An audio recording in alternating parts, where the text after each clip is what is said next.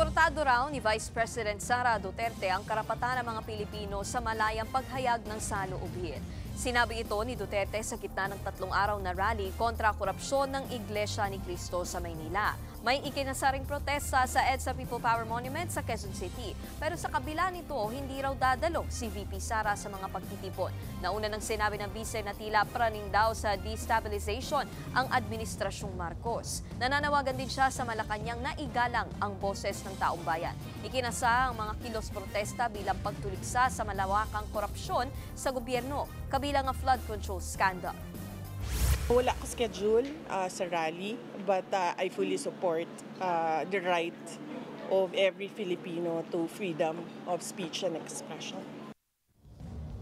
Mga kapatid, Nikki de Guzman po. Para sa pasada ng mga rumaratsyadang balita, mag-follow at mag-subscribe na sa social media pages ng News 5.